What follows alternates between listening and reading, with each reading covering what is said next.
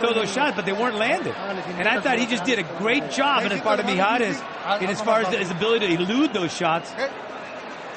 But usually, Benny, when you and I are split on a round, well, I find that the judges are too. So we keep that round number 2 in mind in case this is very close, because not a lot separating them right now. Absolutely not. If, in fact, this thing goes the full 12 rounds.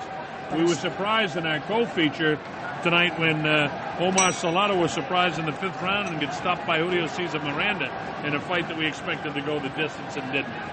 So who knows what might happen here. This was round 3, scheduled for the championship unification at 115 pounds. Both fighters looking terrific out there so far.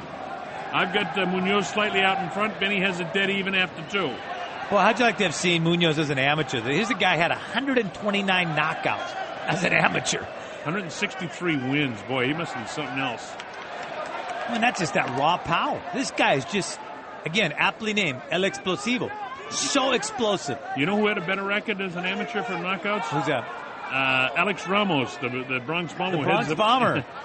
who heads up the Retired Boxers Foundation. Yeah, and he does a great job, so we like to mention that.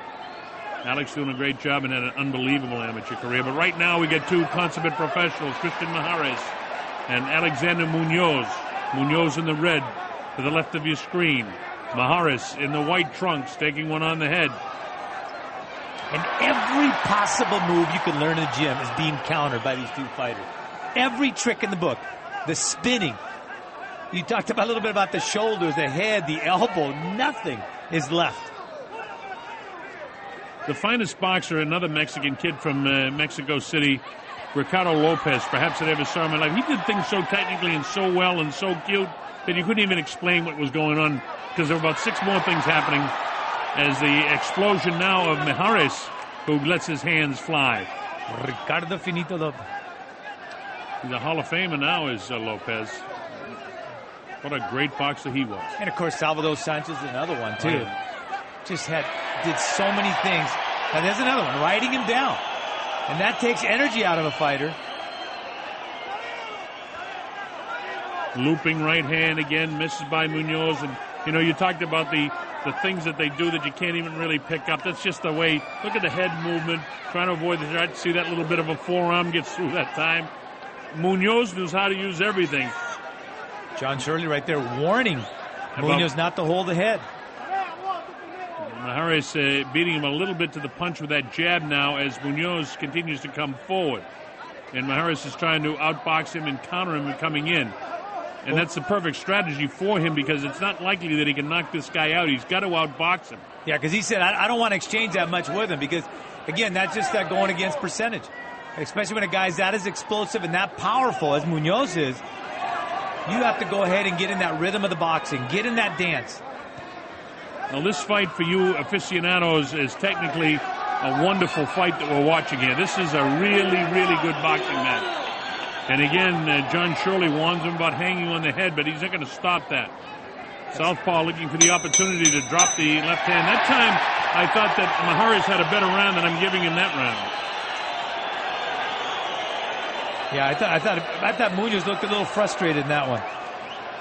Christian now all of a sudden executing that dance and executing in rhythm, and is all of a sudden a very elusive target. Because you see right there, Munoz was all set to throw it, and all of a sudden Mijares wasn't there. See, there are times when Mijares looks like he's got a tremendous reach advantage, but what he does is he dips his shoulder in, and he really creates a reach advantage, because Munoz has a tendency, he throws so many punches to get squared up, and he get caught that time and got his head snapped back, which of course the judges love. And see, none of those shots that right there that Munoz threw landed. And that's why I gave the 3rd round to Mijares. Have confidence. Work from the bottom down low and then come up top. Penny, by the way, on my score sheet, that's the 1st round I've given to Mijares, so I have 1 point separating the 2 as we get ready to go to the 4th round here at Durango, Mexico. We're in Gomez Palacio in the Auditorio Centenario for this World Championship fight. Christian Mijares in the white and gold, and in the red and white is Alexander Munoz, El Explosivo, the nickname from Miranda in Venezuela. See, I got it the other way. I've got 2 rounds. I gave the 2nd and the 3rd to Mijares. And again, the rounds are close. the second and third especially. And again, I reiterate, Benny and I just try to give you an idea of the way the judges may be seeing it. Marty Salmon and Bert Clemens from the United States and Gustavo Padilla from Panama. And usually when we're split, we've done a lot of fights together, Benny and I. Usually when we're split, the judges are split. So that might be indicative of how it is going. And that's our job as commentators, is to try and tell you how we think the judges are doing more than really what we think. Well, you disagree with it. Yeah, it's exactly what I think. It's exactly what I think. And that's why there's the two of us here. Round number 4 in a wonderful, wonderful prize fight here. Mijada's doing a great job of that, just anticipating perfectly the jab that's coming from Munoz. And just steps right out of the way of that, just kind of, see, like, perfectly. Well, you talked about, his timing and getting cranked up there in the first couple of rounds, and I noticed that in the third round, and here again in the fourth round, that his timing is much better now. He seems to be in his, he's certainly a relaxed fighter to begin with anyway, but he really has it going now, boxing well. And then what you pointed out again, Benny, look at Munoz, the amount of punches that he does miss, and that's not because he's not ticketing for the head, it's because Mijares does such a great job of just slipping punches, moving that head, dipping his shoulder, making him miss. Heads came together again. And sorry, right there, but John Shirley has warned Munoz a number of times about grabbing. And you see every time, very crafty the way he does it. Every time Mijada's starting to get the better of it, he just throws that left shoulder, the left arm over the head of Mijada's and holds him there. Well, at some stage, if he continues to do it, you see that shoulder come up again there? If he continues to do that, John is going to have to take a point away.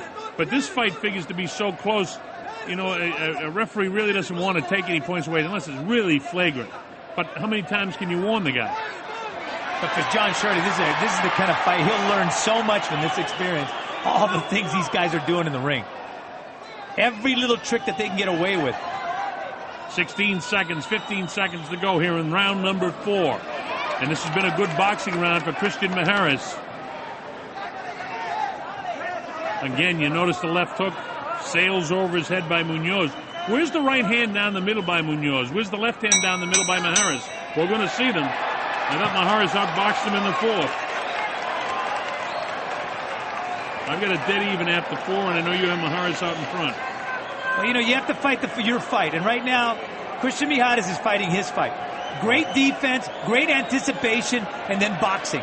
On the other hand, the powerful one, the explosive one, Alexander Munoz, wants to establish his base of power, but he can't.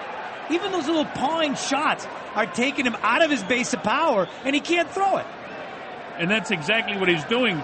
Because he's just tapping him up like that, he's getting the timing off of Munoz, so he can't load up. Remember I asked, where's that straight right hand down the middle? Yeah. Being smothered. Yeah. Look, he's having a great time. Look at the smile on his face. It's almost like he knows the camera's on him all the time. On the part of Alexander Munoz, here's a guy, again, with tremendous experience.